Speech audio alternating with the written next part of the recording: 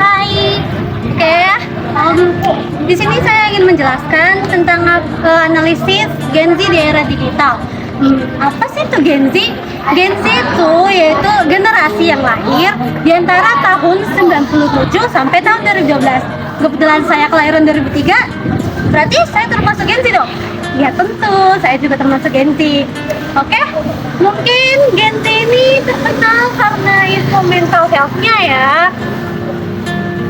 Nah, kayak gimana sih analisis Gen Z ini di era dunia pekerjaan? Mari kita bahas.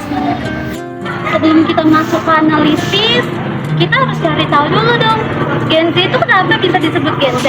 Nah, untuk generasi sebelum Gen Z itu disebut dengan generasi milenial.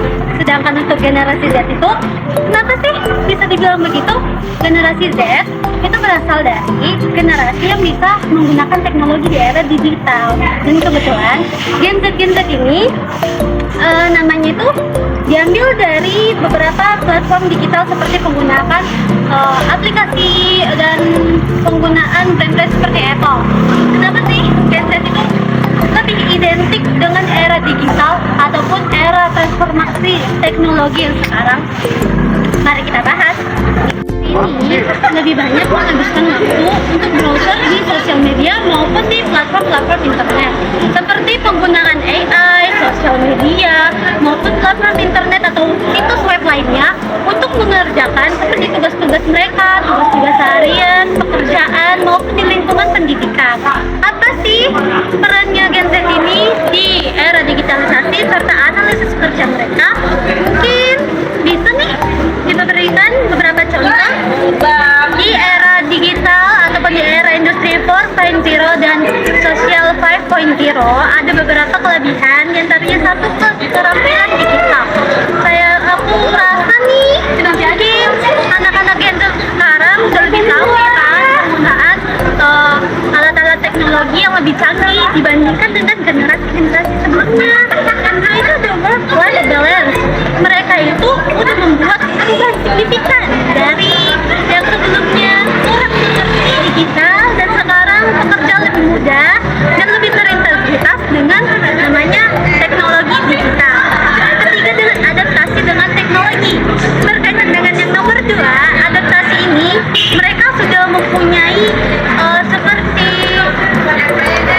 talent yang baru, sedangkan inovasi-inovasi yang baru juga berkembang dengan adanya keterampilan dari Gen Z. Dan yang keempat maupun yang terakhir itu ada kompetensi kerja di era revolusi industri 4.0 dan society 5.0.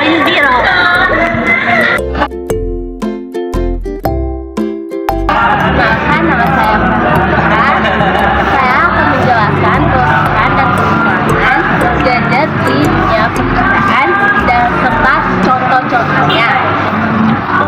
Kelebihan yang pertama, mereka mencari pekerjaan memberikan makna dan tujuan yang jelas serta memiliki nilai-nilai. Yang kedua, mereka menginginkan lingkungannya kerja adil dan terbuka terhadap perubahan. Yang ketiga, teknologi menjadi bagian tak terpisahkan dari kehidupan, yaitu dalam sehari-hari mereka. Kekurangannya, yang pertama, terburu-buru. Mereka dalam mencapai sesuatu keinginan untuk sukses sering dilandasi oleh rasa. Dan ketika jenjang karirnya di suatu perusahaan, mereka memiliki untuk seleksi dan perusahaan lain. Yang kedua, ketergantungan pada teknologi. Generasi Gen Z cenderung sangat tergantung pada teknologi sehingga mungkin kekurangan tampil dalam berkomunikasi secara langsung atau menghadapi situasi tanpa bantuan teknologi. Contohnya, yang pertama, aktif dalam menggunakan teknologi dan media sosial dalam pekerjaan sehari-hari. Yang kedua, mencari pekerjaan yang sejalan dengan nilai-nilai pribadi dan tujuan hidup mereka. Terus yang ketiga, terakhir,